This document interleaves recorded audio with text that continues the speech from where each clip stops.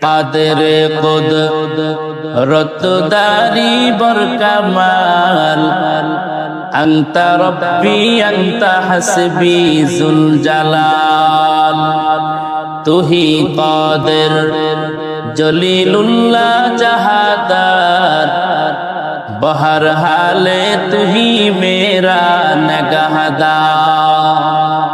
আল্লাহ বলে গোলাম তুই কি খাইবি? তোর জন্মের পর থেকে মরণ পর্যন্ত সকল খাবারের আয়োজন করলাম। তোর বাবা আয়োজন করে নাই, তোর মা আয়োজন করে নাই, তোর বন্ধু আয়োজন করে নাই, দুনিয়ার কেউ আয়োজন করে নাই, সব আয়োজন করলাম আমি আল্লাহ।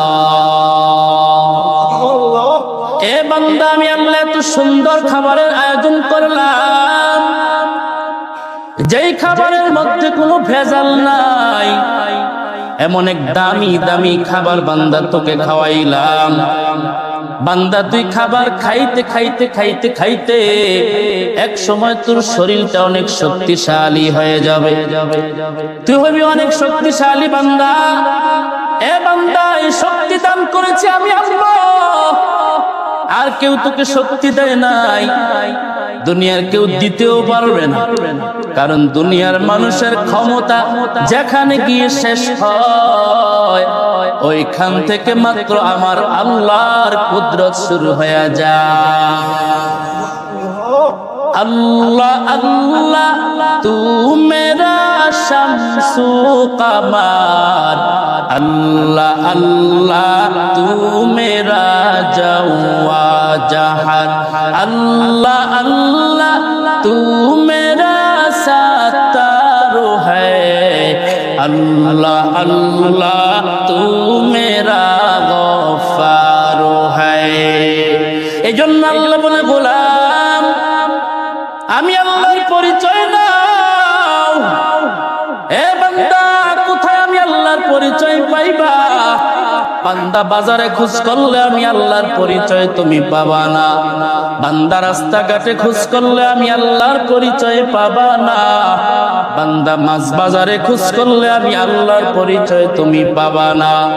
এ বান্দা, দুনিয়ার কোথাও আমি আল্লাহর পরিচয় পাইবা না।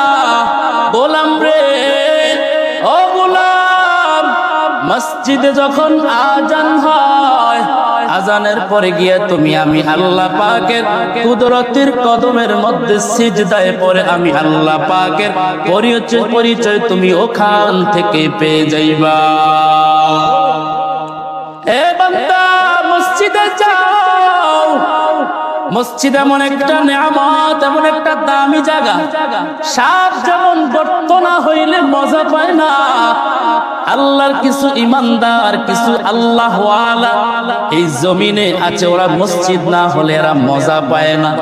ওই আল্লাহর বান্দা দোকানে গিয়েও মজা পায় না, ওই আল্লাহর বান্দা বাড়িতে থাইকেও মজা পায় না।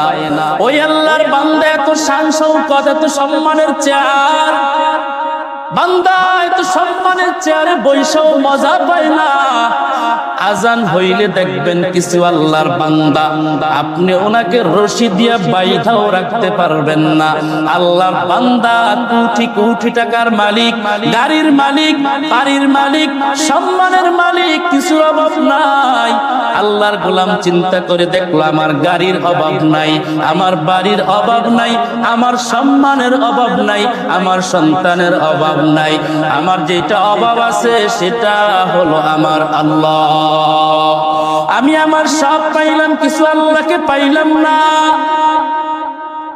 রহমতের নবী, মায়ার নবী জানায়, ওরে উম্মত, তোমরা দুনিয়ার সব পাইছো কিন্তু আল্লাহকে পাও নাই, তুমি কিছুই পাও নাই।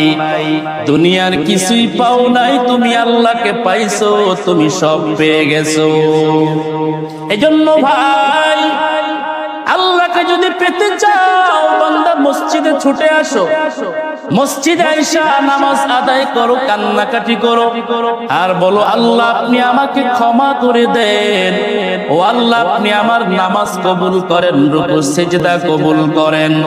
আয় আল্লাহ তাআলা একদিন দুনিয়ায় আমি ছিলাম না, আপনি আমাকে পাঠাইলেন, আবার একদিন এই দুনিয়ায় থাকবো না, দুনিয়ার জায়গায় দুনিয়া পড়ে থাকবে, গাড়ির জায়গায় গাড়ি পড়ে থাকবে, বাড়ির জায়গায় বাড়ি, সন্তানের জায়গায় সন্তান, দুনিয়ার ক্ষমতার জায়গায় ক্ষমতা।